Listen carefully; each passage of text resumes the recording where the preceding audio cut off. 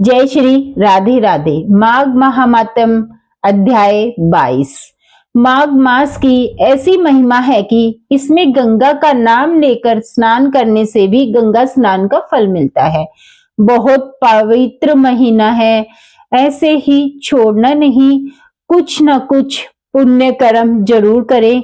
इस महीने में किए गए स्नान दान व्रत से भगवान श्री हरि विष्णु बहुत जल्दी प्रसन्न होते हैं। आप नियम से ये माघ महात्म सुन रहे हो, ये भी श्री कृष्ण की ही कृपा है आप पर। अब श्री गणेश जी महाराज की वंदना करते हैं और माघ महात्म अध्याय सुनेंगे। 3 लोक 14 भुवन तेरी जय जयकार, हे गणपति गण देवता हर लो दुख अपार। बोले गणेश जी महाराज की जय।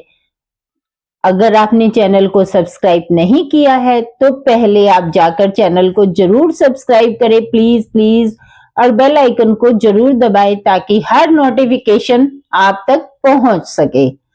कल हमने माघ महात्म्य के अध्याय 21 में लोमेश ऋषि द्वारा वर्णित माघ मास में प्रयाग स्नान की महिमा का वर्णन सुना था।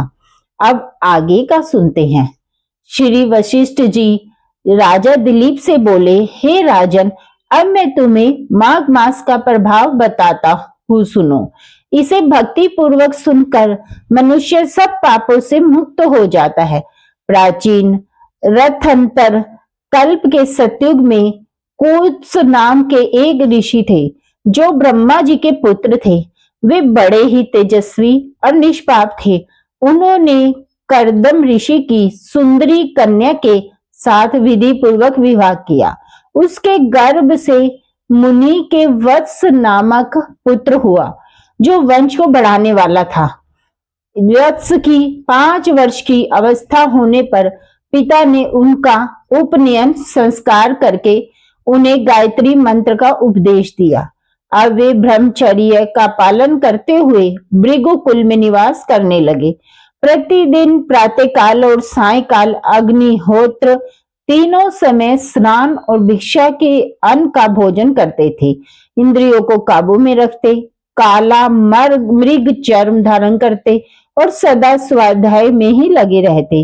पैर से लेकर शिखा तक लंबा पलाश का डंडा जिसमें कोई छेद नहीं था लिए रहते थे।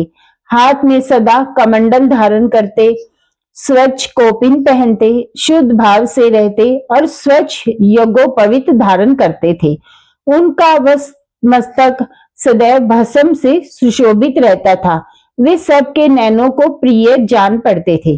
प्रतिदिन माता पिता गुरु आचार्य अनेक बड़े बूढ़ों सन्यासियों तथा ब्रह्मवादियों को प्रणाम करते थे।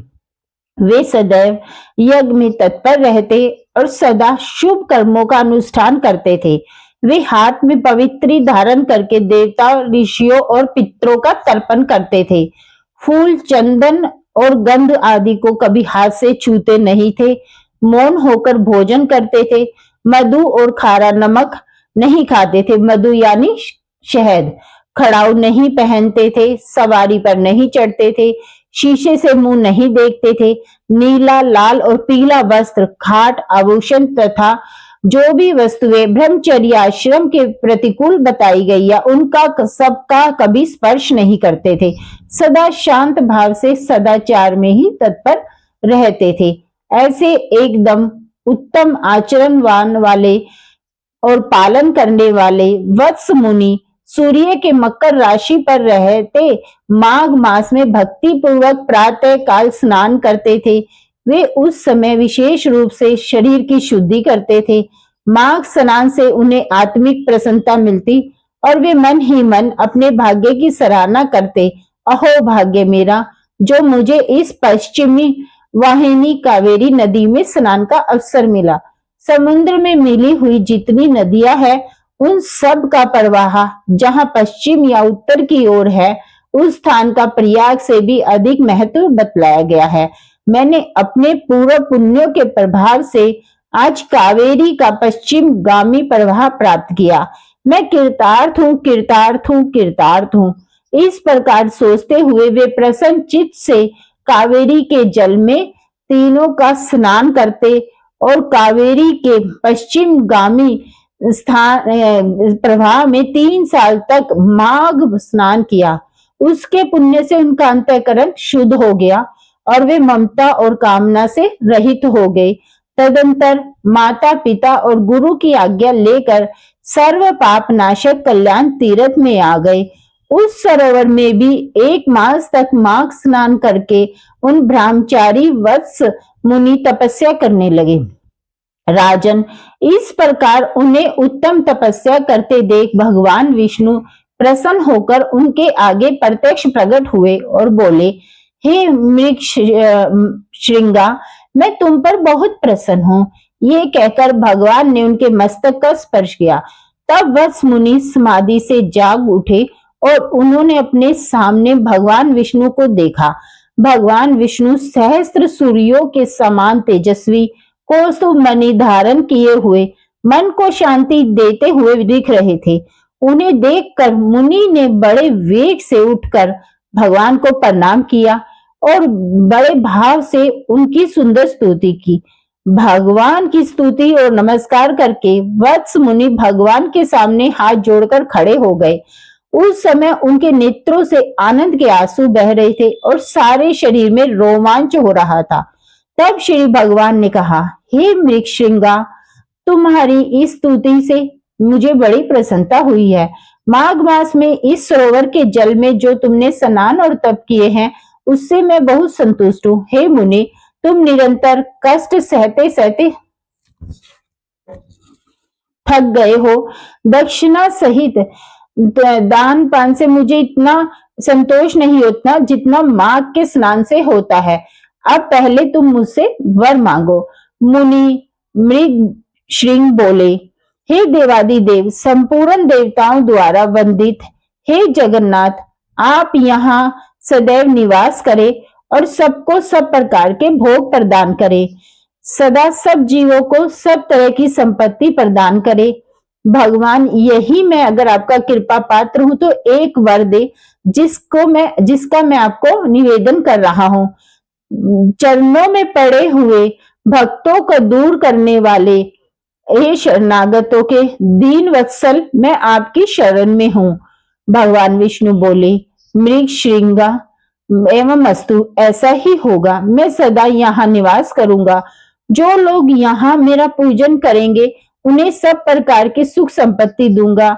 विशेषतः जब सूर्य मकर राशि पर हो, उस समय इस सरोवर में स्नान करने वाले मनुष्य पर सब पापों से मुक्त होकर मेरे परम पद को ही प्राप्त होंगे।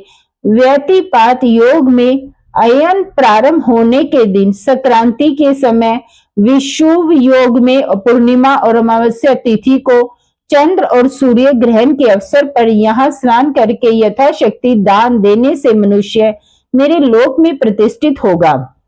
भगवान विष्णु के यूं कहने पर उस ब्राह्मण कुमार ने पुनः प्रणाम किया और भक्तों के अधीन रहने वाले श्री हरि से फिर एक प्रश्न किया, हे कृपा निधि देवेश्वर, मैं तो कुत्स मुनि का पुत्र वत्स हूँ, फिर मुझे अपने मृग श्रृंग कहकर क्यों संबोधित किया है।